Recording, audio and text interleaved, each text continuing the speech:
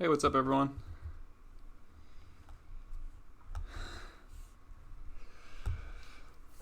Sorry, Basic Swamps. Oh, man. All right. Here, Saturday stream. It looks gross and rainy outside. We're cozy with some goblins. Yeah. So I'm gonna start out the stream by doing a bit of a deck tech kind of thing, because I've just gotten a lot of questions about like why I play the cards that I do and why I make the choices I do in terms of like War Chief over Chieftain. Why do I play Grenzo? Why do I play so much removal? What's the purpose of Skirk Prospector? I've played a little bit since last stream. I think just one league, and that was a 4-1. It was really close to a 5-0. I lost round 5 to Miracles, which felt like shameful. But it was against really good players, Balenciaga, and I made some mistakes because I played too aggressively. And I got punished for it. But I did beat Sneak and Show twice, which was awesome. And Blue Red Delver 2-0, and then Bug Depths, Bob Huang's list, in a really close series against Lomer Boy, which is pretty sweet. And I've kind of gone, so I've changed up the sideboard a little bit. I've gone off of Ley Lines and added a Caracas. And I've gone back to the Chalices. So I'll cover that in the tech. Oh man, Basic Swamps. Good luck. Alright, so deck tech. So the first thing I think I'll talk about is I'll talk about the spells, and then I'll talk about the mana, and then I'll talk about the sideboard. So putting all this aside, Goblins has kind of three principal parts.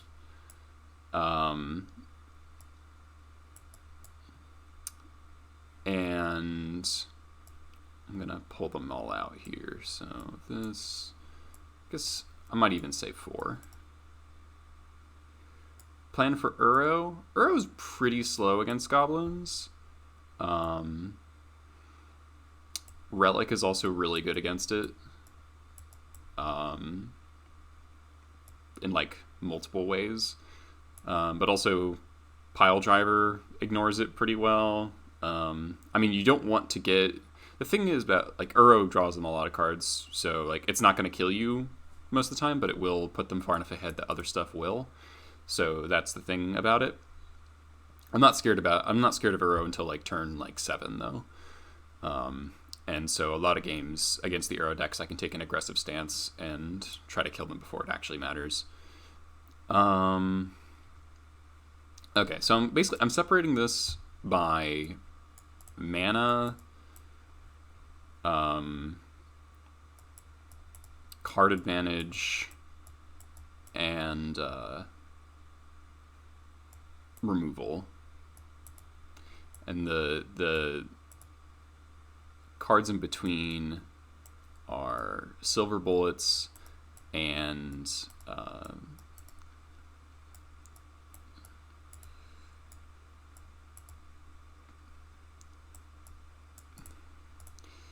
all right. This is how I would roughly break down Goblins.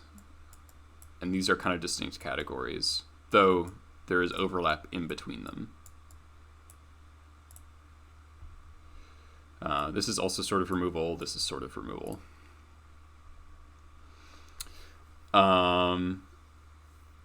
Okay, so Goblins. The purpose of your game plan, or the aim of your game plan in a lot of in most matchups, is to create a mana advantage over your opponent via Lackey, Vial, or simply the mana denial, or the virtue, the fact that you play more lands than most other decks. And over time, you'll have a mana advantage. or effects like War Chief and Skirk Prospector, which generate virtual mana or literal mana. And so it's really, the deck really hinges around the idea that if you can deploy, Goblins has more card advantage than most decks, but its card advantage comes in a somewhat weak form of small creatures. And so you need to convert, Anthony, thanks for following. You need to convert those bodies into relevant forces. Otherwise, you some games you'll be able to win with just like 1/1s and 2/2s that don't have any other text, but you do need to convert it into relevant effects in a lot of other matchups. So first things first is the mana. If you look at it this way, more than half the deck is mana. Lackey is mana. Lackey is Cabal Ritual. Lackey is Dark Ritual. Yeah, I mean, Goblins has beat sweepers for years. Dead of Winter is annoying, but it's nothing new. So Vile's the best card of the deck. Like, I strongly believe this. You win a very significant portion of the games where you have a turn 1 Vile and it doesn't get messed with. Like if Vile is allowed to operate all the way, 1 through 4, then you're in really good shape. That's like such a big part of the deck. You should not ever run less than 4 Viles. Lackey allows you to actually win your combo matchups. It generates lots of mana, and crucially, like, the thing is, a lot of Goblins creatures are pretty weak on the face of them. They don't work well if there isn't a lot of them on board. However, even in situations where Lackey's bad, where the board is stonewalled and you're not attacking, that's okay, because Goblins has a lot of ways to just make literally a 1-mana 1/1 do work, right? Because the 1-mana 1/1 pumps your Goblin Pile Driver. It sacrifices to Pashlik Mons or pings with it. It sacrifices to Goblin Trashmaster. It sacrifices to Sling-Gang Lieutenant. It gives triggers for Grenzo. It counts for Palm Incinerator and Munitions Expert.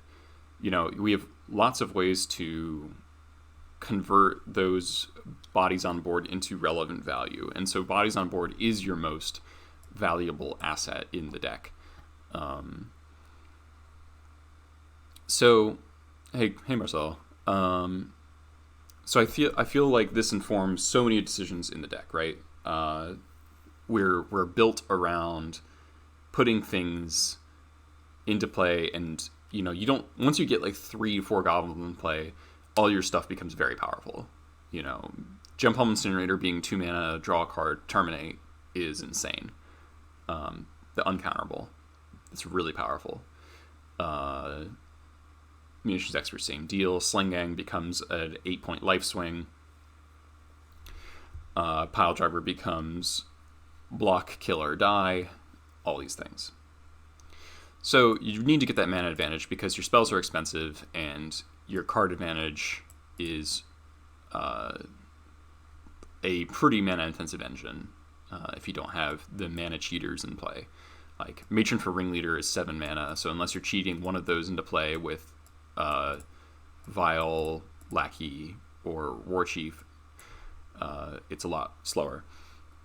Skirk is in the deck as this one of that does a lot of things. It's part mana, part utility creature, because it does all sorts of things against equipment decks where you get to fog Jite for forever with blocking and sacrificing, Batterskull, Lifelink from Grizzlebrand. It's your best card in the lands matchup frequently because it makes Tabernacle much easier to deal with, even if you don't have many lands in play, because you can sacrifice half your board to pay for the other half and then still use your mana in your turn to cast more things. He'll be a sack outlet for Pashlik Mons.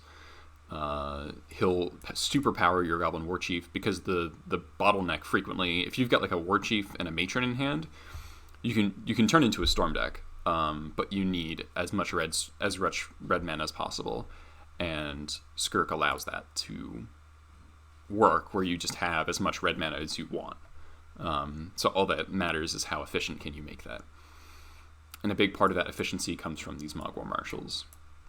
So Mogg War Marshal is like kind of a strange card in that it's kind of a dopey creature, like just a couple 2/1/1s, but it's also sometimes 3.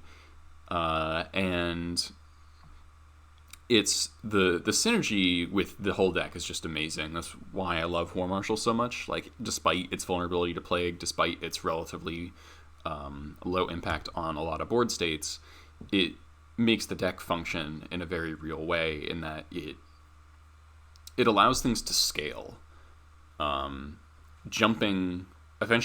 Effectively jumping the curve on creatures in play, and the power, since there's usually like an exponential effect, like on Pile Driver, and the efficiency of War Chief plus War Marshal plus Skirk, that engine scales because of War Marshal being 1 for 3, Jump Home, Expert, all these things. So the Munitions Expert is part, just card advantage in that against decks with lots of 1-for-1 removal, it can make it look pretty bad. Like if they have to bolt your Mogg War Marshal token or plow it, that's really good. Oh, I'm sorry, my computer. I'm kicking my desk a little bit. So that's the mana engine. So War Marshal is partially in this spot, but only if you have Skirk in play. So to discuss cards that I don't play Goblin Chieftain, and I know a lot of people really like Goblin Chieftain. I'm very against Goblin Chieftain for a lot of reasons, being I don't think a 3-mana Lord effect is particularly valuable in the deck. I don't think, because I've said this before, all the Plague Engineer decks also play a ton of removal, so the chances that your board is going to become stabilized by a Goblin Chieftain are very low. The primary bottleneck of Goblins is mana. Yeah, that's accurate, Anthony.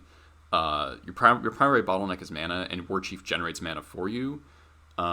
Yes, it is a little expensive, and it is vulnerable to all the 1 CMC removal except like an unrevolted Fatal Push. And it can be really bad to, play your War Chief pass, and then they like end step kill it, and then play their own threat, and then you're like pretty behind because you invested 3 mana into it. But it's so good with Vial. It is really good if it goes unanswered, because it improves the value of your top deck so more. Matron for Ringleader goes from 7 mana to 5. Matron for Pile Driver goes from 5 mana to 3. The ability for you to explode and win out of nowhere really comes from War Chief. It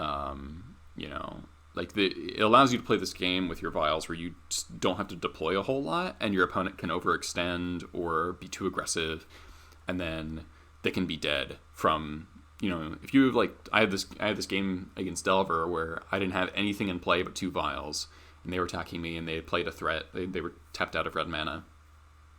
I Vialed in War Chief, and then they were dead on my next turn, and I had no Goblins in play on the prior turn.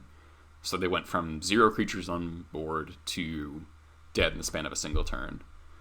And that kind of effect is really valuable in Legacy, I think. Also improves your combo matchups. You can race better. Lacking into War Chief, Pile Driver is very threatening, and it allows you to operate tapping very little mana, which allows you to utilize your mana denial elements, which are your only real way of interacting with combo game 1. And post-board as well, right? You don't want to be tapping a lot of mana because you want to hold up your Relic activation, or you want to hold up your Red Blast, or you want to be able to cast your Chalice, that kind of thing. So that's kind of War Chief's role. Hajeto, thanks for the follow. So here's our card advantage engine. This is the engine itself. There's more card advantage in the deck than this. So Matron Ringleader, almost self-explanatory. Your matrons find your ringleaders, which find you more matrons, which find you more ringleaders, etc., etc.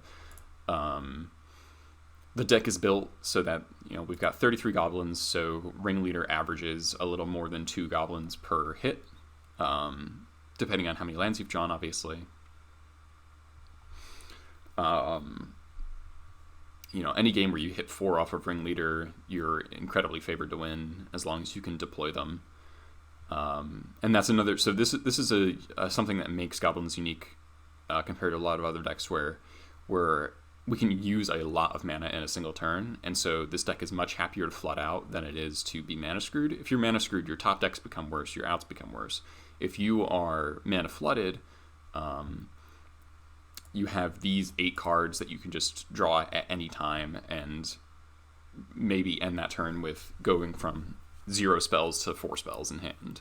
You know, just matron for ringleader, hit a couple goblins, cycle a gem palm that you hit, go back up another card. That's the engine. It informs a lot of your mulligan decisions in that you can mulligan pretty easily, and I typically throw back a lot of ringleaders in the openers just because I know that the matron is going to get them eventually, and I just know that in a longer game, as long as I'm deploying normally along the way, I'll eventually find the ringleader that will pull me back into it. So War Marshal, as we've talked about, is a little kind of goes with these guys right here. This is like the combo control element of the deck. Is that War Marshal's the most flexible card. Is that it fulfills every role. It goes well with these guys. It goes well with these guys. It goes well with these guys. It goes well with these guys, or this guy.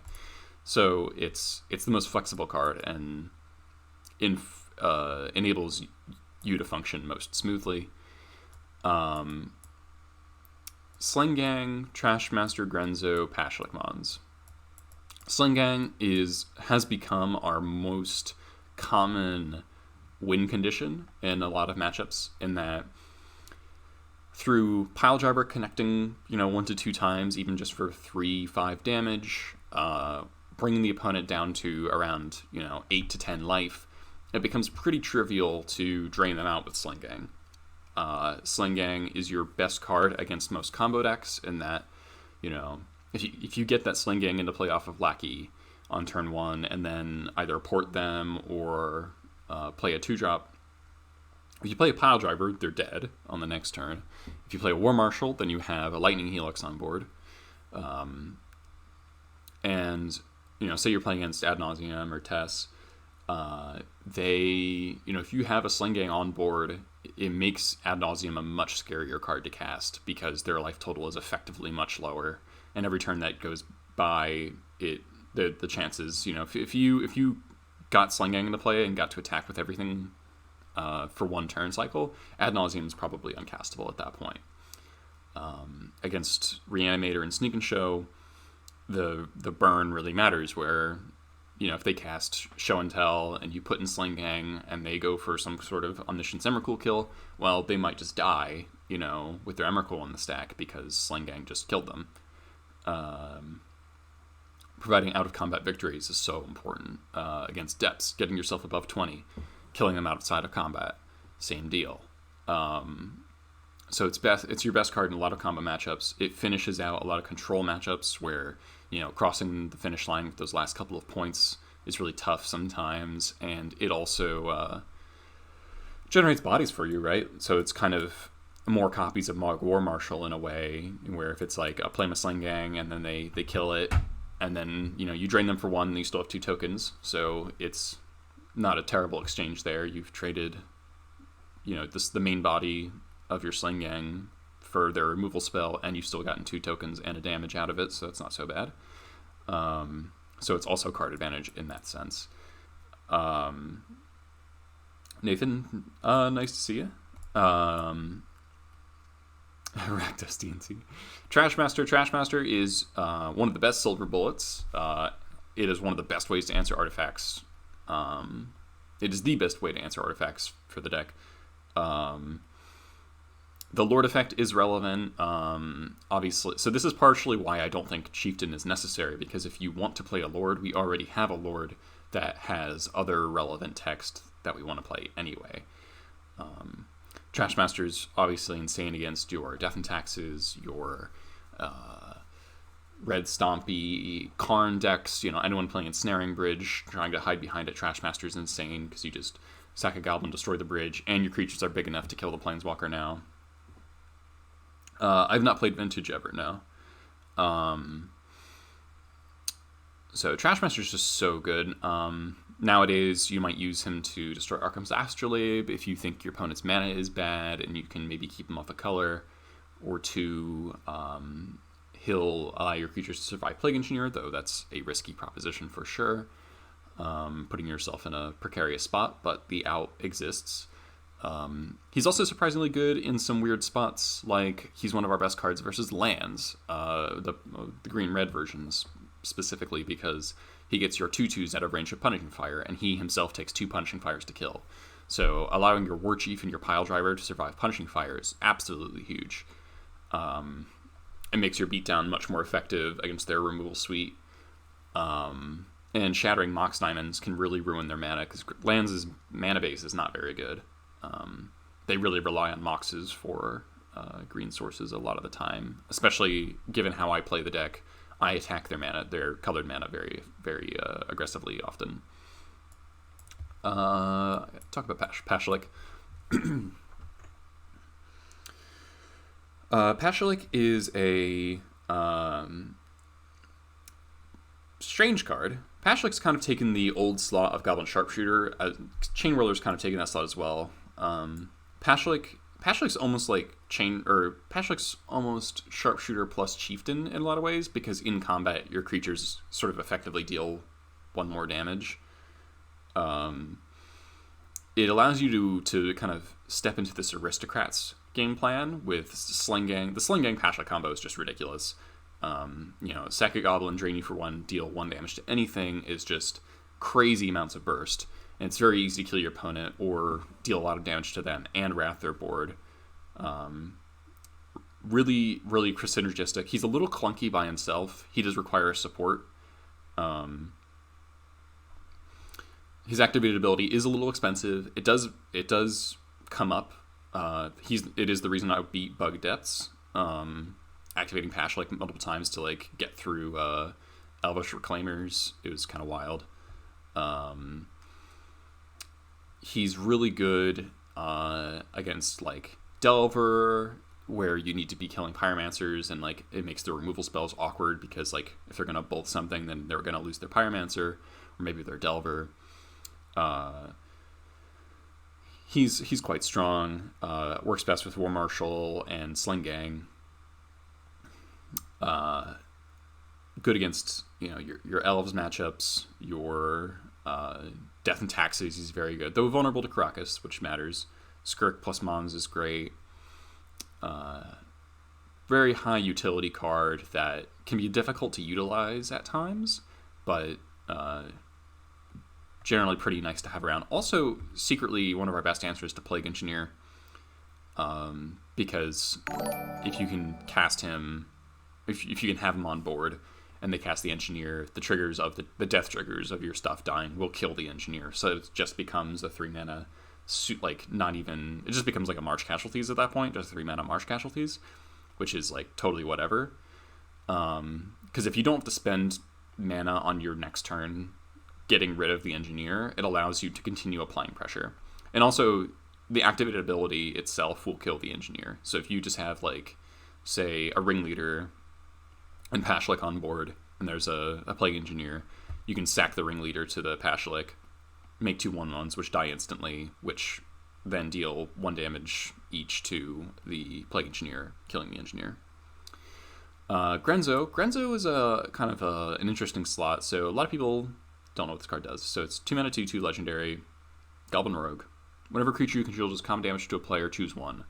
goad target creature that player controls. Goad in 1v1 basically just means target creature must attack next turn. Or exile the top card of that player's library. Until end of turn, you may cast that card. And you may spend mana as though it were mana of any color to cast that spell. So this is a partial. This is basically here for decks. Let me rephrase that. Grenzo is partially card advantage because your creatures all become pseudo Ophidians. You can't cast lands, so most legacy decks are a little under 1/3 land. So we'll say, on average, your creatures will draw like 2/3 of a card when they connect. So he is a card advantage engine for a turn, like you have to cast it that turn. But a lot of decks play cheaper spells than we do. And he's very good against control and combo. Because against control, you hit their winging conditions. That's just like game winning. If you hit a Planeswalker with Grenzo, that's just game winning a lot of the time. If you hit discard spells, that's really good. Cantrips are really good because cantrips that you're not casting from your own hand are card advantage. And Brainstorm and Ponder are really good for us. If it lets you hit your land drop, and then like set up a ringleader for the next turn, you stack goblins on top of your deck. That's really insane. And a lot of combo decks play a lot of cards that are good against themselves, which is kind of a funny realization. If we hit the fast mana from Storm decks, we can ramp out a Sling Gang from very little, which is kind of cool. I've done that numerous times. Dr. Nicholas Werner, thanks for the follow. You can, against the Karn decks, if you hit Karn, you can take out, you can make all their mana producing mana rocks useless. You can ruin their Emery or, what have you, bubbles. All those things don't work. Discard against Storm is a big thing. Hitting Thoughtseizes and Duresses are really, really good. Against Depths, discard, you can hit their crop rotations, which can get back you can crop rotation for your wastelands. You can hit Elvish Reclaimer, which would be another body to attack with or fetch out your wastelands. And hitting any of the draw a card threats like Coatl, Baleful Strix, really strong. So the best combo decks for him are Storm and Depths. The only one he's weak is like Infect, Elves, and Sneak Show. But two of those you can at least hit cantrips. Against Reanimator, you can hit their Reanimates and Animate Deads and take their fatties. Grenzo is really nice. And then the goad does not matter that much, though it can come up against, if you want to force like a Dark Confidant it's kind of creature that doesn't want to attack or block or a lot of turns, you can force the Dark Confidant to attack into some 1/1s, and that can be pretty strong. Forcing maybe a Mother of Runes against like Maverick to tap or attack. Like they'll just have to tap in their main phase, but if that means that it's tapped on your next turn, that's a win for you. Grenzo has a lot of applications. He's weak in some specific matchups, but I've hit plenty of lightning bolts off the top for lethal against Delver. Maybe we're struggling to answer a Dreadhorde Arcanist. Ooh, I hit a bolt, or I cantripped into a munitions expert kind of thing. Grenzo is really high utility creature. I really like this guy. And then here's our removal. We've got 5 cards that can kill a lot of stuff, given that we have a board state. So, nice thing about Munitions Expert is that it creates a board state for you, so you don't need as much setup to kill something a little bit larger. And also comes into play off of Vial, which is really important for the line of turn 3, may turn for Expert, Vial it in, kill something. Which is going to come up with a lot of your lackey sequences. So, say you go turn 1 Vial, turn 2 port them or whatever. Doesn't matter. Could even just be do nothing. End of turn Violin Lackey, they have a blocker in the way. You can turn 3 Matron, grab Expert, Violin Expert, kill their blocker, connect with Lackey, and then put something in. So it allows you to set up these really powerful sequences. Can't do that with Gem Palm Incinerator. Gem Palm is the more value option. This is the grindier tool. Because generally draw a card is going to be better than 1/1. Munitions Expert is also more widely useful in that, like, against Dredge, it'll pop Bridge from below because it can just kill itself. Against Control, Gem Palm you can cycle away if you don't need it, but that's, like, kind of a bad use of mana usually. Expert can kill Planeswalkers. It's really good at killing Jace. You can pressure Oko, attack for 3, deal 3 with Expert is, like, a pretty common thing. That's the utility of Expert and Gem Palm. I really strongly believe that you should never run neither, or you should run all of one or all of the other. I really believe a mix is correct because you really frequently want... I've matroned for both of these cards a lot. Usually, if you have a ringleader in hand and you're matroning, you're probably matroning for one of these guys. Hitsu, I think 3R, thanks for the follow. And also, Nathan, I'm not really doing, I do like coaching on like Patreon and stuff. I don't know, it depends on kind of what you want to do, and depends on what I have time for. Do I have ticks you would trade for e-transfer? I don't really know what you mean. Let me finish talking about this. So Crater Maker is another removal option that's also just like a decent threat. 2 mana 2/2 is something that we haven't had for a while. Killing non-land permanents. It's an anti-combo card against Sneak and Show. Handles Emrakul. Blowing up all the artifacts that you care about, really. Kills all the Eldrazi. Kills, maybe a Chalice is annoying you if you got like multiple vials stuck in hand. Though generally Goblins is fortunate in that it doesn't care about Chalice very much. Notably kills Karn. Crater Maker is just a fantastic card. It's a little inefficient, which is a problem for the deck. In that, it's a 2-drop that you don't really want to have to play on turn 2 in a lot of matchups. But it is nice, like, if you're attacking with it, and your opponent spends a removal spell on it, and you have the mana open, you can, like, pop an Astrolabe against control. So that's a nice exchange for you. Chain Whirler, I don't know if there's too much else to say. It kills Delver, kills Plague Engineer. I would play, like, some people play Tarfire, and I'm just like, why aren't you playing, like, I get that Tarfire is more efficient, but it's such a weaker card compared to Crater Maker and what Crater Maker does for the deck. And we do tend to have a lack of... We can have some empty turn 2 plays, and also the fact that you... On turn 4, it's not just turn 2, it's turn 4 where you want to go 2-drop, kill your thing with Gem Palm or Expert. Crater Maker is just another way to fill out that curve. And it doesn't use mana, or a lot of red mana. Oops. Which is another kind of bottleneck for the deck. Red mana specifically. So then finally, Chain Whirler. Chain Whirler is your best mid-range goblin, basically. It is your best way to plow through a whole bunch of Baleful Strixes or Coatls all at once. It attacks through food, it pressures Planeswalkers. 3/3 First Strike is an insane stat line, and it's worth the red mana cost, as steep as that is. Vial doesn't care, and this list is 17 red sources and a Prospector to get it into play faster.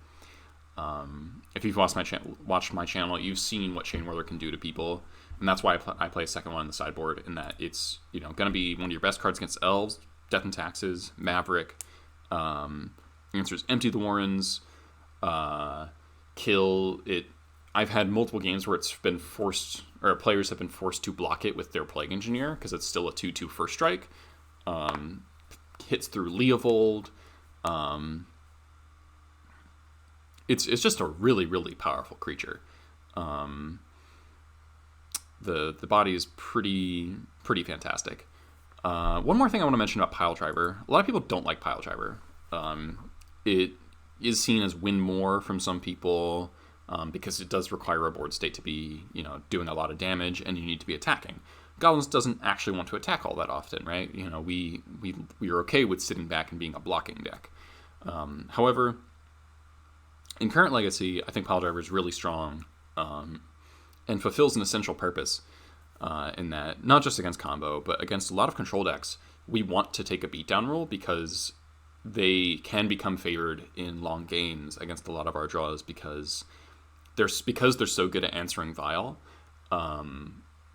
and your mana generators. It's difficult to maintain a mana advantage against them. And if you can't do that, then your Matron Ringleader engine can become too slow to keep up with just like Euro hitting you for 6 and drawing a card, gain 3 life, draw a card, gain 3 life, and like you can't really come back from that. Maybe in like a theoretical world where both players had like infinite time, you could, but you don't. You have to care about tempo. And Pile Driver is really good in the Oka matchups because he allows you, if you can kill that first food, Pile Driver swing will usually kill Oko outright or just kill your opponent. Against Euro, swings through Coatl, Baleful Strix, Snapcaster, so many blue creatures. True Name, if there's anyone still playing that. Delver, just a really, really good creature. He's much worse when there's a lot of like Thalias and Death and Taxes type decks around.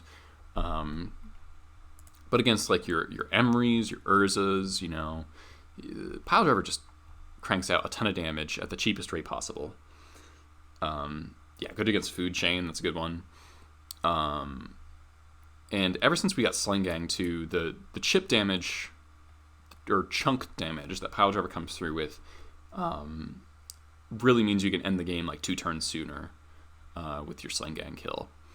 And so Grenzo is kind of in the third Pile Driver slot. I think it'd be perfectly acceptable to play 3 Pile Drivers right now. He's just really good for allowing you to convert your 3 1/1s or 2 1/1s in a 2/2 that goes from 4 damage to 11 damage very, very quickly. And that exponential burst is really big. Mattsoul with the raid. Thank you so much, Mats. Didn't know you were streaming. Welcome. Doing a little primer on Goblins and trying to explain my choices. What are some cards that I want to think about? Some cards that I don't play that I see in other lists.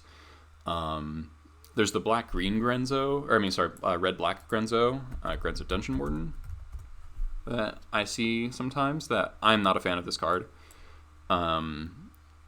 So the power of it really is that it's a X mana XX, basically. It's always a 2 mana 2/2, and then it can be a 3 mana 3/3, 4 mana 4/4, etc.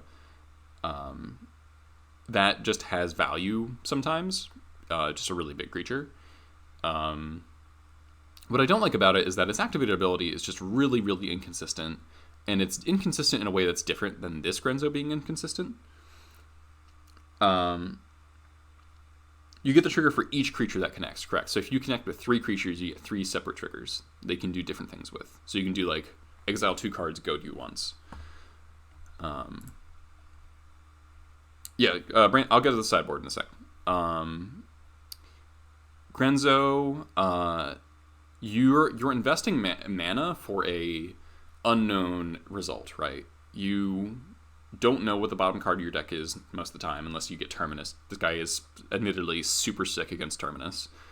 But if you are paying mana and getting actual nothing out of it, or you're maybe putting valuable cards that you would want to draw later from the bottom of your deck into the graveyard, like a Cyborg card, like a red Elemental Blast or something, that is like almost actively bad. And so spending mana for nothing is just something I can't accept in Legacy. Like, you just can't have that effect. The number of games that I've lost, trying to get an effect out of Grenzo and then just like taking forever to do anything. If you're lucky, he's insane, right? You just put Ringleader into play from nothing, draw a bunch of cards for 2 mana. That's really good. But the variance is so high that I just can't abide this, compared to Grenzo, where if you miss on Grenzo's triggers, it doesn't cost you anything. All you've done is attack your opponent and like didn't draw cards. Oh no, you can do it again next turn. Grenzo's ability continues to exist. What about Warren Instigator? So the reason I don't like Warren Instigator, a big strength of Goblins is that we have all these different roles that we can play, right? We have the combo role of the fast lackey starts that, we can burst a bunch of stuff on the board really fast. We have the slower control-based control deck styles where we want to play a War Marshal and then just like kill things with Gem Palms and Experts, Mage for another removal spell, Trash Master, kill your equipment, Sling Gang, kill you with my board of 1/1s.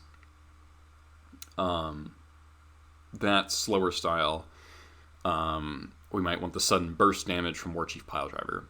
Warren Instigator kind of puts you in a more narrow role.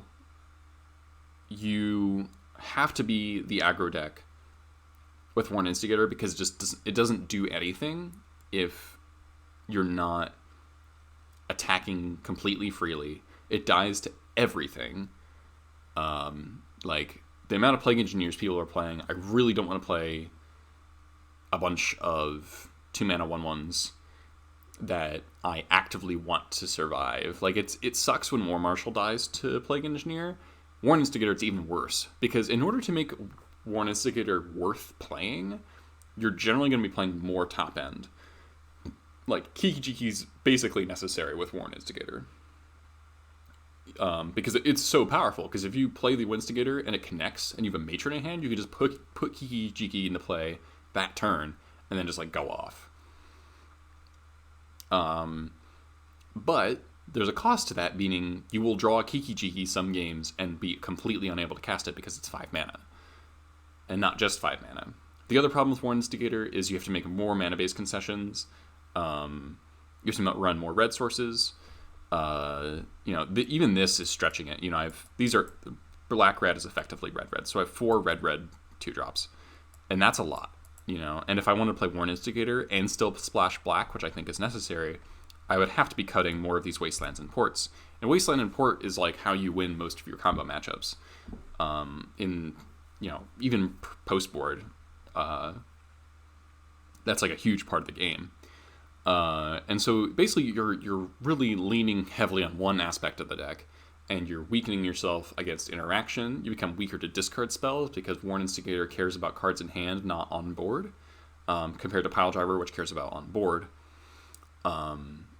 So it's worse in top deck scenarios. It encourages you to run a worse card for the deck, I think, which is Goblin Chieftain, because Double Strike on Warren Instigator makes it a good threat if it's at 2/2, because then it's just 4 damage. So that's a pretty good beatdown card, even if you don't have the goodies to drop into play off of it. So basically, it just encourages you to play this like really high variance deck where it's like you're either combo killing your opponent with this crazy amount of mana cheating, or you're drawing a bunch of completely uncastables because you can't connect with your Warren Instigator. And I hate that you're more pigeonholed in that role, and you're more easily disrupted because you care about like 1 mana or like 1-for-1 removal more. And something that I like about Goblins is that in a lot of board states, you can push through 1-for-1 removal and not care about it as much. Like Lackey cares about it, but only in the early game. Like mid-late game, if they're spending 1-for-1 removal on Lackey, that feels like a good trade. Piledriver cares about it.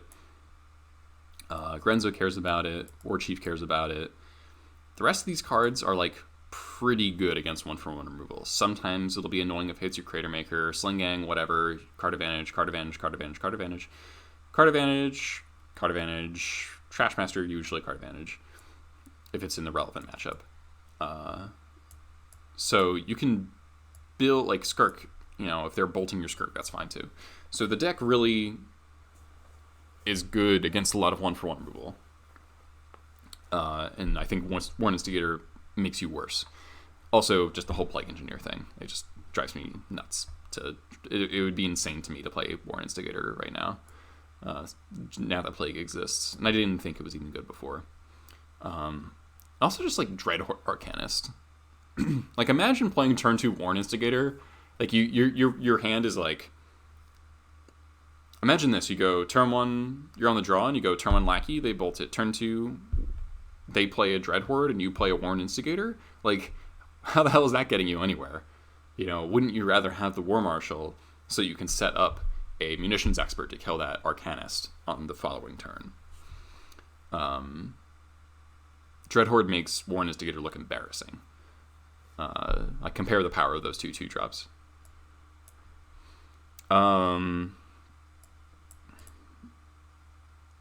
Cyborg Siege Gang, I think, is okay if you're expecting a lot of the... with Kiki and Crafter and Settler in hand, exactly. Don't understand War Marshal, it's by far the worst card. That is not true, because you're not seeing the... You're not seeing the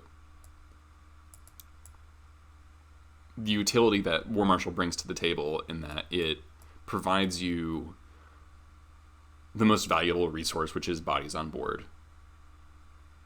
That is the most valuable resource for the deck. All your cards care about it. Man, that is a fair point. That is a fair point. Usually can't compare CMC equal cards with Goblins, because that's just not... You're trying to overwhelm with card quantity, not card quality. This is generally true. But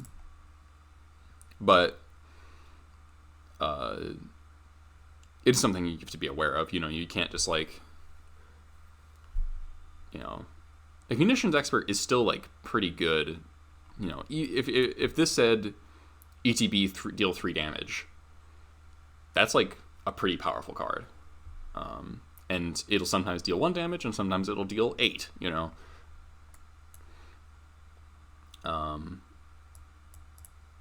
So, point taken. I talked about War Marshal earlier, but it's the glue that holds the deck together. It allows your Skirk Prospector to be like, if you're not playing War Marshal, Skirk becomes like questionable to play. War Chief becomes worse because you don't have Skirk. Jump Helmet Expert become worse because you're not being able to kill relevant things fast enough. Like if you don't have War Marshal in the deck, it's hard to kill a flipped Delver through a Lightning Bolt before like turn 4. Which is unacceptable. War Marshal lets you safely kill things through removal spells. If your stuff never died, then you wouldn't need War Marshal. But the fact that it offers you the best mana to bodies on board rate available is why you play the card. Okay, Sideboard. I've changed the Sideboard up a little bit recently. I went off of ley lines because I was not happy with basically the performance of ley lines, and I was finding that although there were some games where I would just like mull, find ley line, win, there were a good number of games where I would also just like mull, not find ley line, or mull too deep, and my opponent had the answer to ley line, and I just died anyway. And so I wanted to try something a little different, because there really weren't that many matchups where I'm like, I need Leyline. It's like Reanimator and Hogak are about it. But by cutting Leylines, I do get to play a Caracas, which helps out against Depths, Gak, Reanimator, but also Sneak and Show. And Sneak and Show is a big one that I've seen a lot lately. And so having the extra card there is pretty helpful, I think. I've also gone back to Chalices. I think my kind of experiment with Chalice being not worth it against Delver hasn't really worked out. Chalice really is just like the best answer to Dreadhorde Arcanist, and even though a lot of decks do have a lot of Delver decks do have a lot of answers to Chalice, if they don't find it, it is the most impactful thing. Because it shuts off all of their card advantage and like a lot of their threats and all of their cantrips and so on and so on. It's a little awkward than the sideboard because we do have so many 1-drops that we have in the board. So like Chalice on 1 post board can become annoying in a lot of matchups. And so I think on the draw against Deacon Show, I'm not boarding in Chalices probably, unless I want to do it just to board it on Chalice on 0, just to stop pedal, just to slow them down for a single turn, which I might do. Okay, overall Goblin sideboard. So the biggest struggle for Goblins is the combo matchups for sure, and so all of these cards are in a way for combo, except for these 3, and even then, if you're considering elves, then these are for that as well. So some of these cards are for both fair and combo matchups, and some of them are just for combo matchups. So the nice thing about the sideboard is that we're trying to balance our like anti-combo cards with stuff that can come in fair matchups, combined with the anti-combo cards that are like really narrow and specific for combos. That would be your Mindbreak Trap here, is like the most narrow card. Surgical as well, I almost only bring in for combo. Why no Pyroblast Split? I mean, I think it's honestly because I don't own any Pyroblasts on Moto, and they're like 2 tickets or something, and it just doesn't matter. There's virtually 0 circumstances where you would need to like cast a spell for like no other reason. It's not like we have prowess creatures. It's not like, you know, there's just no real reason. In paper, I play a split, but it's so marginal for the deck. Why no Sting Scourger? That's another fine point. So a lot of the justification for Sting Scourger or Warren Weirding comes from the idea of there are some really big creatures in Legacy that you can't beat with a Munitions Expert or Jump Bomb Incinerator, and that would be your Grizzlebrands, your Merit Lages, sometimes your Knight of the Reliquaries, sometimes your Tarmogoyfs. This is true, but I feel like Sting Scourger is the wrong way to go about answering these cards, because Sting Scourger is like a very poor card in the shell. Because Sting Scourger, in order to be good, like, it's a bounce creature that dies, so it's pure tempo. It's not card advantage, unless you're bouncing a Merit Lage. It's not gaining you anything other than a brief board advantage. And so unless you're like, Sting Scourger is better if you're like maxed out on Goblin War Chiefs and you have like, you can play much more aggressively, because the difference between 2 mana, bounce your thing, my creature dies on my next turn, and you know, you recast your creature, you got some damage in, okay, sure. What now?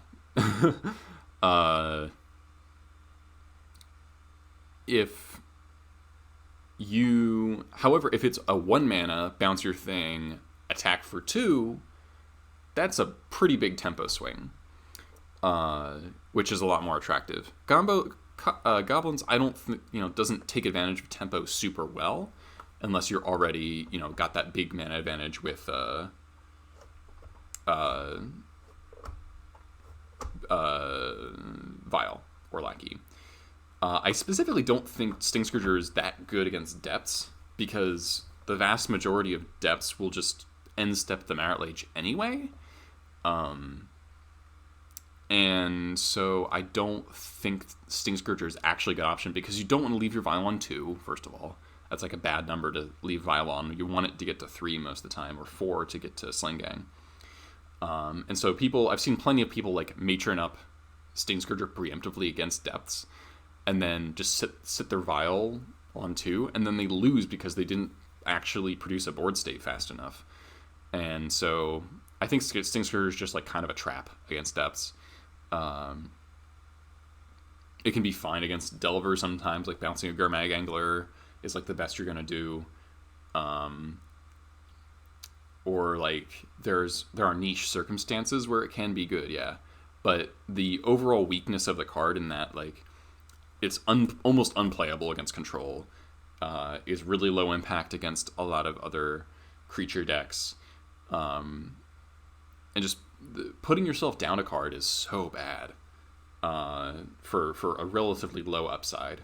So I just think Sting Scourger is like this kind of unique card that just doesn't do enough in current Legacy. And against like Griselbrand, they drew 7 or 14 cards, and they're gonna make another thing anyway. The only way, like against Sneak and Show, like we have Cratermaker to kill Griselbrand or kill Emrakul now, so like Sting Scourger always did nothing against Sneak Attack. So it does nothing against Omniscience and does nothing against Sneak Attack. So the only thing that Sting Scourger beats that we can't beat otherwise is Show and Tell Griselbrand. But then it has to be Show and Tell Griselbrand, and then we have to kill them before they get to their next turn, because otherwise they're just going to do it again, probably with an Omniscience, because they drew 7 to 14 cards. So those are really the only circumstances where Sting Scourger is going to get you there, where other cards wouldn't. The only other really the other circumstance where I do like, the one circumstance I'm like really happy to have Sting Scourger in my deck is against like Reanimator, because you can make Exhume really bad, and then, like you want your Sting Scourger to die, like you want it in the graveyard, and then they just can't really profitably cast Exhume anymore because you can just pull the Sting Scourger out of the graveyard and bounce whatever they got back, and that's a pretty good exchange. But outside of Reanimator, I'm just really not a fan. Warren Weirding is better in like the more fair matchups because it's at least a 1-for-1. But Edicts are tough to land against Depths because they play so many creatures now with Reclaimer. And it's hard to resolve against Sneak and Show. Like, it's one of the very few non-creatures you're going to be casting, so all of the Spell Pierces, Flusterstorms, and Force of Wills that they might not otherwise have had a chance to cast are now live. Again, sorcery speed is just abysmal. If it was like a Diabolic Edict, if it was an instant speed edict, it'd be much, much, much better. It has a lot of mana base concessions that you have to make, where non-creature black spells, you have to I only have eight sources of that. And so I'd have to play a basic swamp if I wanted to be able to cast that card against Delver, because you can't rely on your caverns, and you don't, like, that's the thing about Munitions Expert. It's like high enough power that you're okay, fetching out of Badlands to cast it. But at least you have Vial to also do it. Like, there's a lot of ways to get Expert into play. You can't lackey a Warren Weirding into play. If they got like a tap creature that you want to kill, that's something that can come up. Can't do that with Warren Weirding. Weirding's just really friggin' awkward to cast. So you'd have to shave more Mana Denial to introduce more black sources in the deck, which I really don't want to do. I'm not a fan of Weirding at all. I think it's just too hard to cast for a very middling effect that opens you up to a lot of things you're not normally exposed to, like soft counter magic that we normally get to ignore. So talking more about Sideboard. Are there any matchups where Tarfire is essential? I miss it sometimes against like Death and Taxes and Elves and like Maverick, just because I really want to kill a turn 1 Mom or Hierarch. But that's why I really like Mog Fanatic. And I've written a whole article on Mog Fanatic and why I think it's so much better in the shell than Tarfire. Tarfire has the specific upside of killing Plague Engineer nowadays, which is relevant. But it's like Shock is such a weak card. Like, you don't want to have to register Shock unless it's killing a very specific thing. And the fact that it's Shock and not Bolt really matters because it doesn't kill Dreadhorde. And that's like the main threat out of Delver that we're scared of. So I really, and doesn't kill Elks. So like a couple of years ago, the difference between 2 and 3 in terms of damage was very negligible. It was like Leovold and I'm not even sure what other X3s there were. But now X3s are fairly common. No specific hate versus Doomsday. I mean, Red Blast is pretty good against Doomsday. Surgical, Mindbreak Trap are decent. Chalice is decent.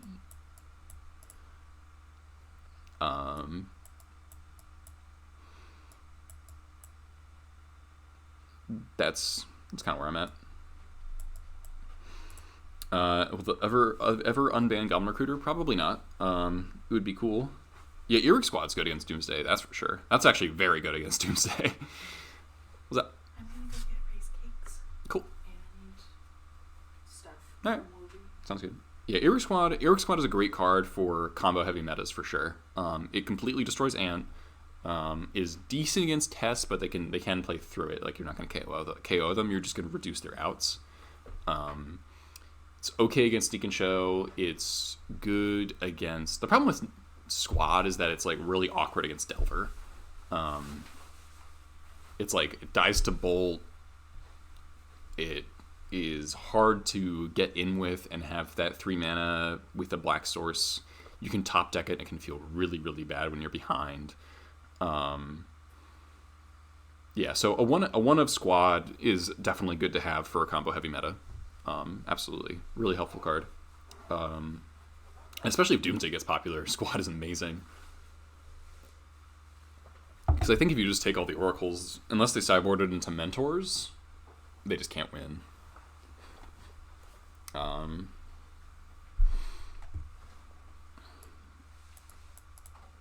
Anyway.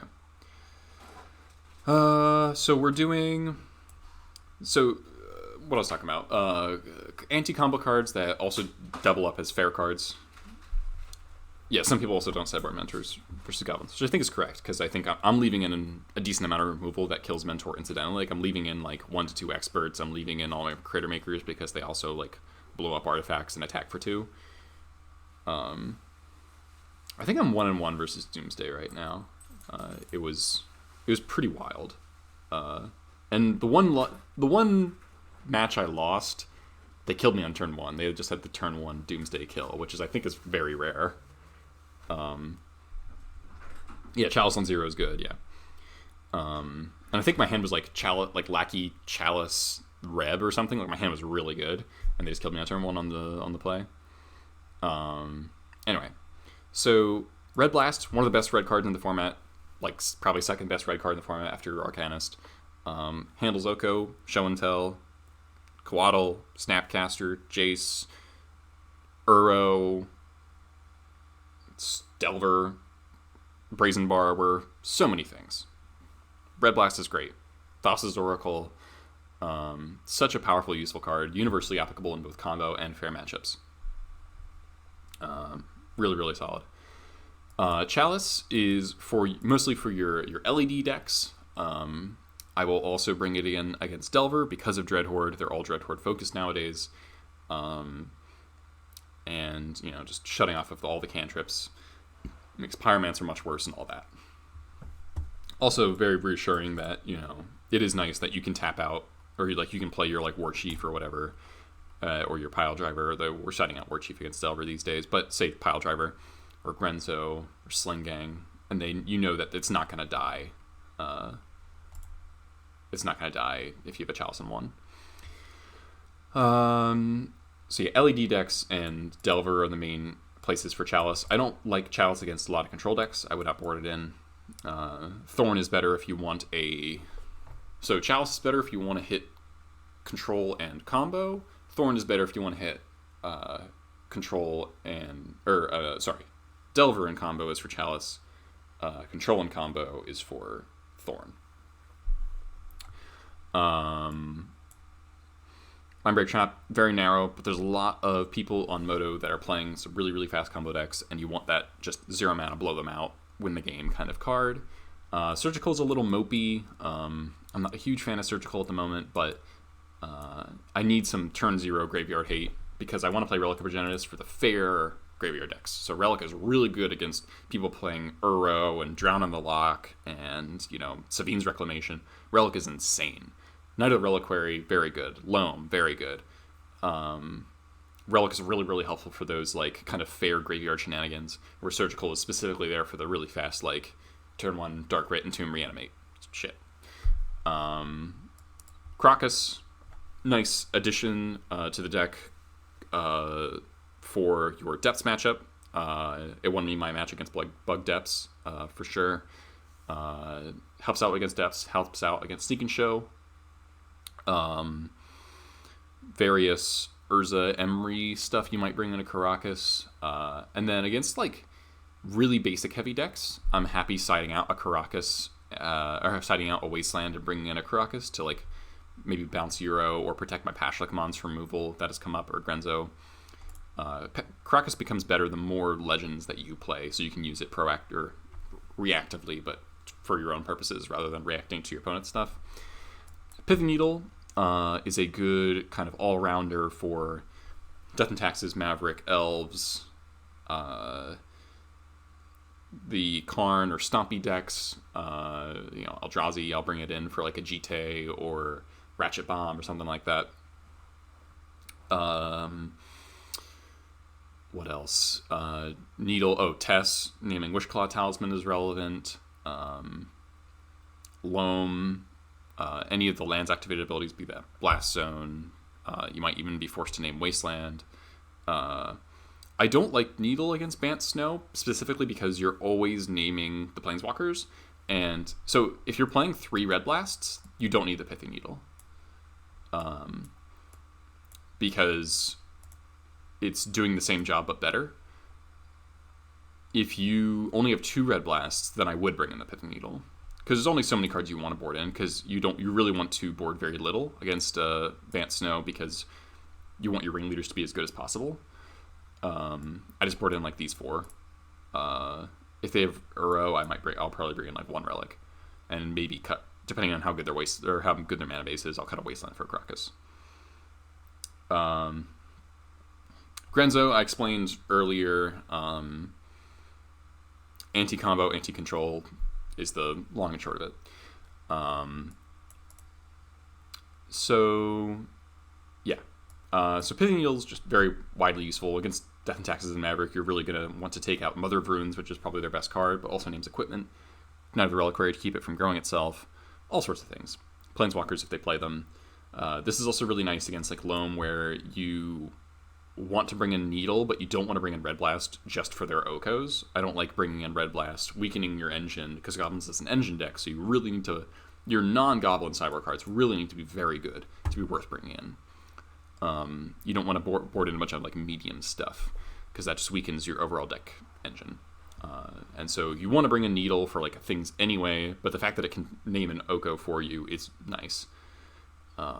Whereas Red Blast will only be able to take out that Oko, and that's it. So that basically covers all these choices. So if I were to play Thorn, it'd have to be a more control-heavy meta. And I don't even know if Thorn is good against control anymore because of Uro. They just get a ton of extra mana, and it's a non-creature that they can play. That's kind of been impactful now. Other cards that I might play would be, let's see. I don't like playing the discard package because, again, would have to introduce more black sources, which I don't want to do because the Wasteland Port combo is so potent. Mog Fanatic, if you're expecting a lot of Delver, Death and Taxes, Elves, Maverick, other creature decks, Mog Fanatic is fantastic in the deck. A really powerful card, no joke. I know that's sounds really strange. I've written a whole article on Mog Fanatic. I freaking love Mog Fanatic. He's great. Will really help out with Delver specifically. Sharpshooter I don't think is playable anymore because you only have 2 Haste Lords in the deck. Way too vulnerable to Plague.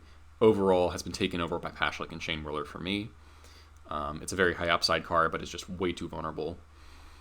Other graveyard hate options are fine. This could easily be Tormod's Crypt and, I don't know, another, our Soul Guide Lantern or something. But I want the fastest thing possible in case I do run into Reanimator. but I don't want this. I don't want to dedicate the 3 slots necessary to play ley lines. Is basically my issue. And Caracas is good too against that deck anyway. Other Goblins cards that I see played. Goblin Churgeon is really good against Delver. Holy crap. They struggle to beat this guy.